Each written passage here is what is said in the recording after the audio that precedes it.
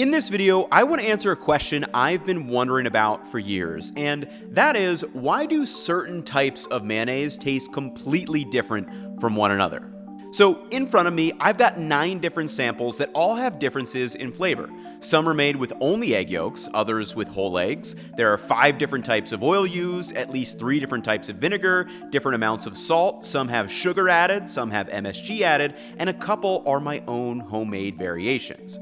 And if you've ever wondered why you like certain types of mayo or absolutely hated other ones, or when you travel to a new country, their mayos may taste a little bit weird to you, I promise you will understand why by the end of this video. Because before we get to tasting these, we need to break down the 3 levels of flavor that all mayonnaise around the world has in common. Level 1 is texture, where we'll break down how mayo is built from oil, water, and an emulsifier. And in this section, I tested 3 homemade variations with egg yolk versus whole egg, as well as one made entirely with olive oil, which is not typically recommended. Level 2 is taste. In this section, we will break down how the core ingredients like salt, vinegar, sugar, and MSG really shape the flavor profile. And one of the tests I did here was a blind taste test between Duke's and Kewpie mayo. And lastly is level 3, aroma. And these are the spices and subtle notes that round out the flavor. And this is where I'll meet you back here for a final mayo tasting flight. Because once you understand these 3 levels of flavor, you'll be able to decode any mayo jar you see at the store, or you'll be able to make your own homemade mayonnaise exactly how you like it. Now, there's no sponsor on this video, but we do have a Kickstarter running right now for the Cookwell companion app that we are building. And the Cookwell app is designed to teach you how to think like a home cook, and you can use the tools to develop your own cooking system. For example, there are flexible frameworks where you can leave custom notes, there's recipes with the fundamentals embedded in them, and there will never be any ads. There's also a calendar, and everything is saved into your personal profile. So if you want to check it out and support what we're building, that link will be down below. But now let's talk about the texture of mayonnaise. When you look at the ingredient label of a mayo jar or a recipe online, you'll usually see anywhere from 6 to 12 ingredients. But from a food science perspective, you only need 3 to make mayo texturally: oil, water, and then an emulsifier to bind those 2 together. Because the core reason why we make mayo in the first place is to create a water and fat emulsion that is creamy and spreadable and stays together. For example, if you pour some water into a jar of oil and blend it together, you can disperse the water droplets throughout. However, there are 2 big problems. First, you cannot whip enough air into it to make it creamy, it kind of just stays loose and oily. And secondly, this emulsion is not stable, so the water and oil will separate over time before splitting completely. However, these 2 problems are completely solved by a molecule inside the egg yolk, lecithin. And lecithin is basically nature's glue for an emulsion. It has one end that binds to water and another end that binds to the fat. So when you add a whole egg or just the yolk to your jar and blend it up, it's kind of like magic. The lecithin binds the oil and water together, it traps air, and it creates that thick, creamy texture we associate with mayonnaise. And more importantly, it stays together. Mayo is a stable emulsion even at room temperature. Now, whether you are making your own mayonnaise or buying one from the store, there are 3 core variables you can play with when it comes to level 1 that will affect the texture and stability of the mayo. And first is the oil type. Most commercial mayos use a neutral oil like canola or soybean because they give you a clean, mild base without getting in the way of other flavors. For example, Duke's, Hellmann's, and the US Kewpie version all use soybean oil. The Japanese Kewpie uses a blend of canola and soybean. The vegan mayo I tested uses avocado oil, and I'm going to test an extra virgin olive oil shortly. The second variable is the water content, and this one's a little bit sneaky because the water isn't always obvious. It can come from plain water added directly, and you may see this on the ingredient label, but also mayonnaise always has vinegar added, which is around 95% water, and then we also get water from the eggs. Egg yolks are about 50% water by weight, while the whites are about 90% water by weight, and even ingredients like mustard can add a little bit of water. So when you're adjusting those ingredients for flavor later on, like vinegar for some extra tang, you're also adjusting the texture by changing the water content. And this is why some mayos can feel a little bit thicker or looser than others. And the last variable is our emulsifier. This is the molecule that holds it all together. And for traditional mayos, it's that lecithin from the egg yolks. But if you're making a vegan mayo, you need something else. For example, the avocado oil-based vegan mayo that I got uses a chickpea protein blend, tamarind seed gum, and xanthan gum, which all work together to stabilize the emulsion. And then there's Miracle Whip, which does contain some eggs, but it also includes modified cornstarch, which helps thicken and stabilize the texture. Now, when it comes to mayonnaise, there are a lot of claims out there, like egg yolk versus whole eggs, or whether certain oils give better flavor or texture. And before we even get to tasting some of these varieties out there that have a lot of other ingredients added, I wanted to do some simple testing where I'm only changing two variables, the oil type and the emulsifier. This way, we can really see how, at this basic level, the choices we make affect the final result. So to test these, I wanted to make 3 super simple mayos where we isolate the variables of oil, water, and the emulsifier. So for my oil, I use peanut oil in the first 2 because it's neutral and clean, and then olive oil in the third. For water, I added 20 grams to each one just to keep things even. And for the emulsifier, I used a whole egg in one and just egg yolks in the other 2. All 3 of them were blended up in the exact same way. I just give them a quick mix with my immersion blender, then slightly adjusted with a touch of water or oil just to get the texture into the right ballpark. And again, the goal here is not to make the perfect mayo, it's just to see how much of a difference these 3 variables actually make when they're completely isolated. Okay, so after making these 3 variations for our level 1 test, I've really kind of come away with 3 big observations. And first is that the ratio of the egg, water, and oil matters way more than whether you're using whole eggs or just the yolks. And really the ratio of these 3 ingredients is what controls everything. How loose it is, how thick it is, the stability, and once you've got enough emulsifier from the lectin in the yolks, you're basically just balancing the rest. And I was kind of constantly tweaking a little bit more oil here, a splash of water there, just trying to dial in that texture. I can't really see a big difference between them. The olive oil one is, slightly thicker, but honestly, again, I think the ratio here matters way more and the method that you're using to emulsify. For example, I made one off camera just to make sure that I could blend them up in this jar, and this was a whole egg, and to me, this is like, I think, the best texture of all of them, perfectly spreadable. Takeaway number 1 is, especially if you're making them at home, the ratio between the 3 matters more than if you're just using egg yolks versus the whole eggs. And takeaway 2 is this one, and that the oil type definitely matters. If you use a neutral oil like peanut or canola or soybean oil, which a lot of commercial mayos do, you get a really clean blank canvas that you can apply extra flavors to. But if you use something like extra virgin olive oil like I did, it's a totally different story. So if I plug my nose and take a bite of this EVOO mayo, texture-wise, it's really nice. But as soon as I open up my nose, you get hit with kind of those green, grassy aromas that you would get from an olive oil, and it's completely different when you get to these, which really don't have a signature aroma.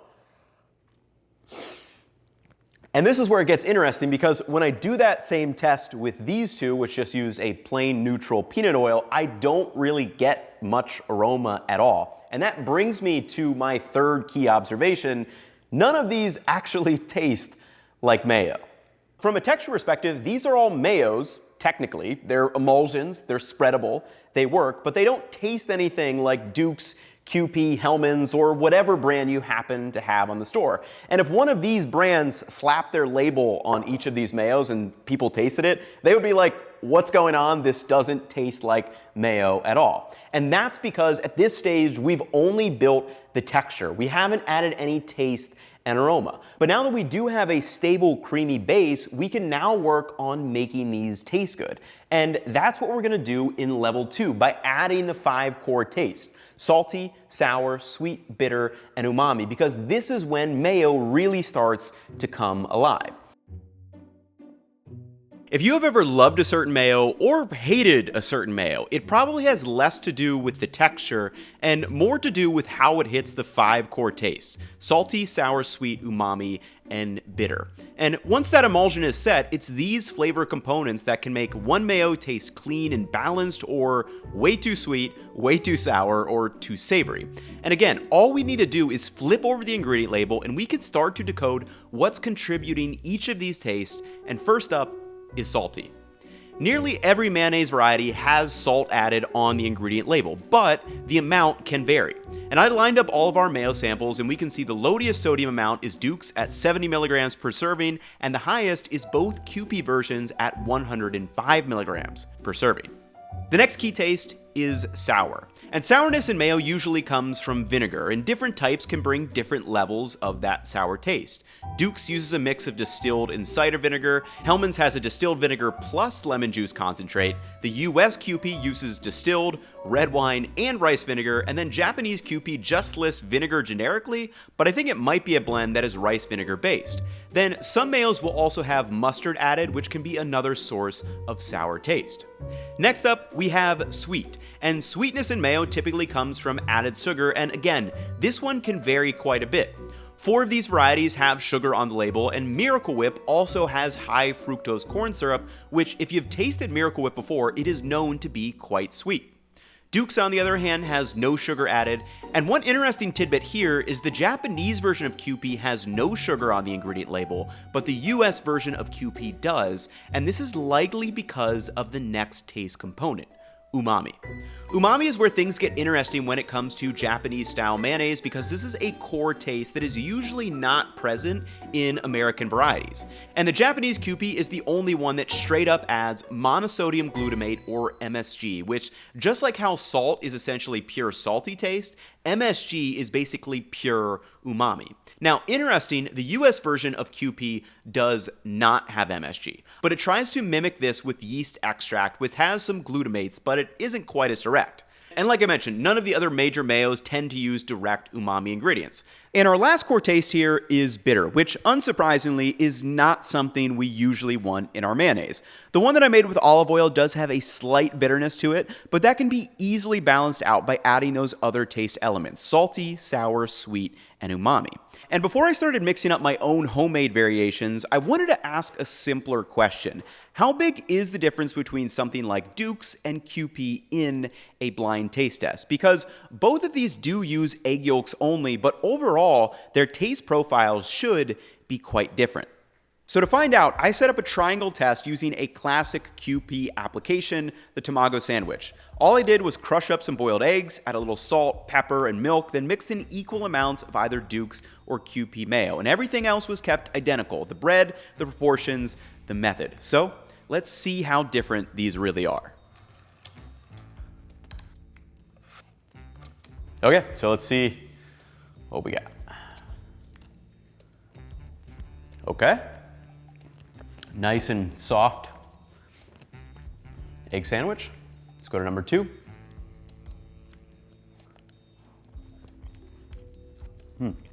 Maybe a little bit more tangy in that one. All right, let's go to number 3. Whoa. Okay, 2 and 3 are 100% different. I don't know why it hit me a lot more on that last bite, but yeah. Let's go back to number 1. Okay, so I think this is fairly obvious. 3, I think, is the one that's different. It really changed when I made that final bite, and then I think 1 and 2 are the same. So let's see what we have. So we have Duke's, and Duke's, and there we go. We have the Kewpie on the right side. So to me, very obvious to pick up on the difference here. And I think, yeah, I mean, it kind of goes along with what you would expect based on the ingredients we have in these. Like Duke's, tagline is, it's got that twang. And for me, yeah, it is a little bit more sour forward. And the thing that really sticks out for me on the Kewpie is the use of that MSG. Like if you've ever tasted pure MSG before, like you can tell that there is monosodium glutamate added to this Kewpie mayo, and it's just fundamentally a different flavor. Now, some of you may be wondering, like, which one do I think actually tastes better? And for me, it's kind of like a pointless question to ask, because I've never been to Japan. Like, I have no memories of being made an egg salad sandwich with Kewpie mayo from my mom, or being able to pick one up at, you know, those famous 7-Eleven gas station stores. So for me, like, I don't have a reference point to say like whether it's good or bad. They're fundamentally different, versus if I had like someone from Japan right here, they may be tasting these ones made with Duke and having like a visceral reactions and saying like, this is so gross, like this doesn't taste like the sandwiches that I grew up eating. And that's because they have a lot of that human element built in, versus me, like, I don't eat egg salad all that often growing up or anything. So for me, they just all taste like good egg salad sandwiches. They're definitely different. You know, I get the twang of Duke's versus kind of that umami savoriness of the Kewpie, but both are good egg salad vessels. It really just depends on what you're looking for. And that's what we're gonna do right now, is kind of start to create our own branches with those homemade mayos that I made in level 1. So the big takeaway from this taste level is that instead of roaming the grocery store aisle and asking yourself, I wonder which mayo tastes the best, the better question to ask yourself is, what do you want your mayo to taste like? And now you should know the core ingredients that will shape the taste profile if you're browsing the store, or if you're making your own mayo at home, it's pretty simple to replicate something like Duke's or Kewpie. If you're aiming for something close to Duke's, you would add a heavy splash of distilled white vinegar, a bit of cider vinegar, and just a little bit of salt for that sharper, tangier profile. If you're going for a Kewpie style mayo, there's still salt, but obviously you have to add a pinch of MSG for that deeper umami flavor, and then maybe try out some rice wine vinegar to give it a gentler, more rounded acidity. And this brings us to the final level of flavor when it comes to mayonnaise, and that is aroma.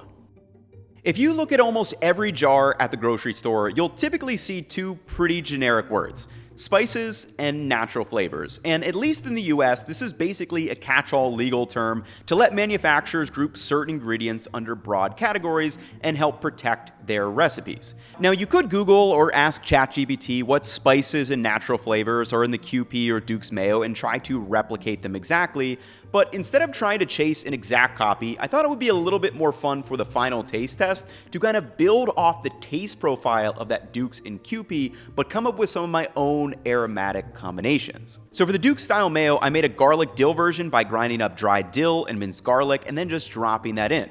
For the Kewpie style mayo, I decided to go with some fruity red chili flakes. Then for the extra virgin olive oil, I added a bunch of fresh garlic and some lemon zest. And this is one of the cool things about learning to make your own mayo at home, because you can really customize the taste and aroma profile to whatever you like. And now that we understand the 3 levels of flavor, we are ready for a final mayo taste test with all these varieties at play.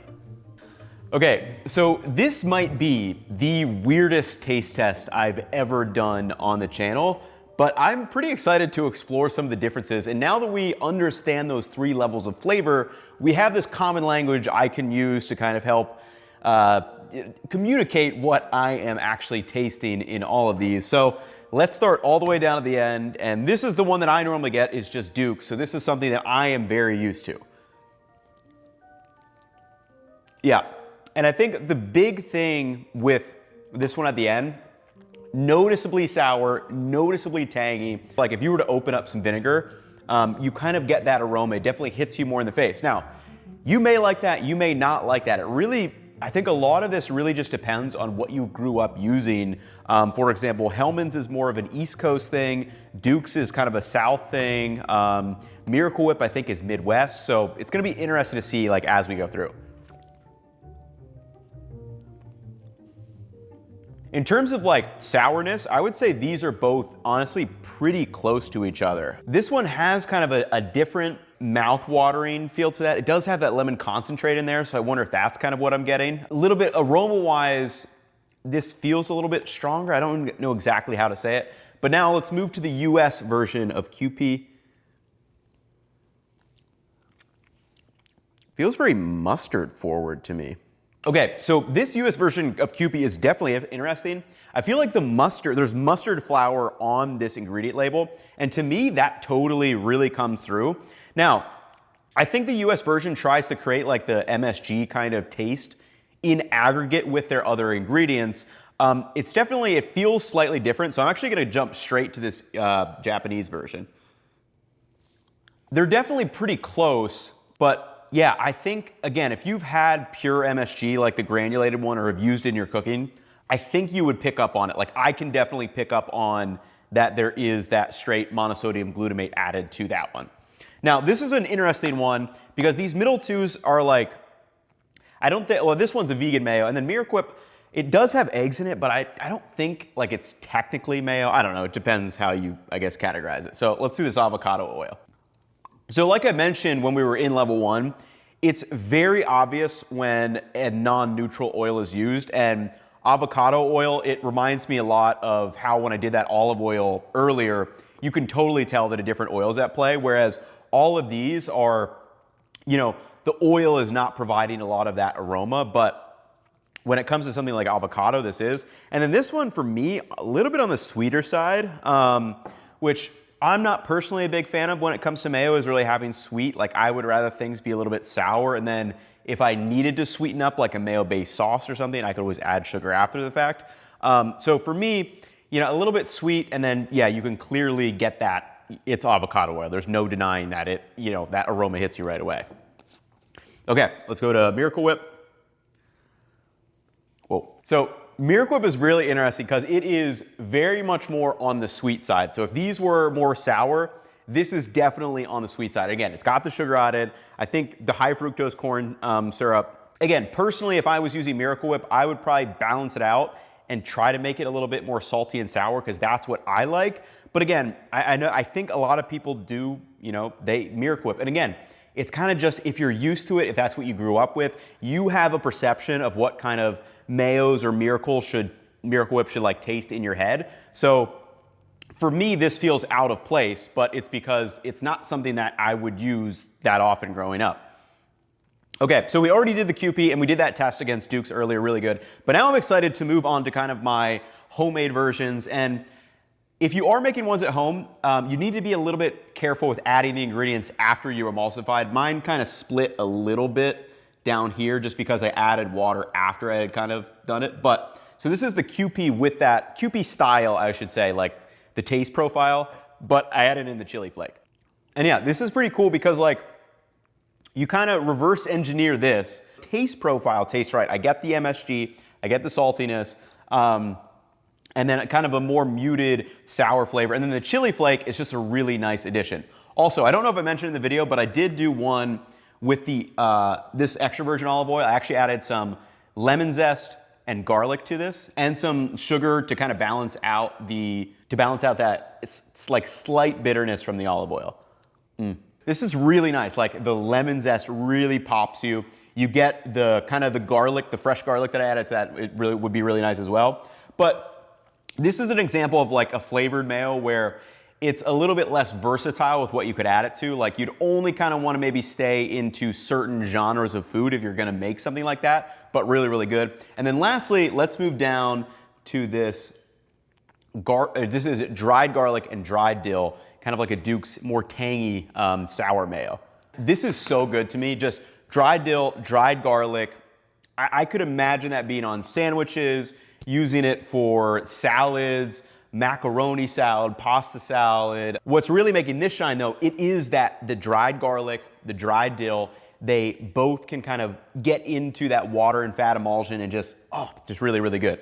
So to sum this up, there are some really big fundamental differences between all these various mayos. And what I would say is, yes, there can be some slight textural differences, like this is a little bit thinner, that one's a little bit thicker. But really, I think where the biggest differences are really in that level 2 where the tastes happen, right? Like some of these are significantly more sour, some of these are much sweeter, some of them have that core umami taste in there. And then when we're talking about level 3, again, these have like the spices and natural flavors adding, but this is where if you're making them at home or you want to turn these into sauces, you can really experiment with all kinds of spices and aromas in your mayo. And that's why it's such a useful ingredient to understand and cook with. So in conclusion, if you're still unsure which mayo to buy, I'd honestly say just stick with what you're used to because a lot of this is likely just going to come down to what you are familiar with. But now that you do know how these different ingredients can shape the texture, the taste, and aroma, you could go to the store and do your own little taste test, which I would highly recommend, or try making your own custom mayonnaise at home. Because you gotta remember, even if you are starting with kind of a store-bought variety, you can always adjust it from there with the taste ingredients, different aroma ingredients, whether you're making it for a pasta salad, a sandwich, a regular salad, or a mayo marinade. But anyway, I hope you see now how really, if you look at the fundamentals of mayo, it really can explain every brand and jar out there. Obviously, I can't try every jar around the world, but you should be able to go to the grocery store and look at the ingredient label and really break down what those different ingredients are going to do and what the flavor profile of the particular mayonnaise you buy ends up being. So that will wrap it up for me in this one. That Kickstarter link is live down below if you guys want to go check it out and support. But other than that, I will catch you all in the next one. Peace, y'all.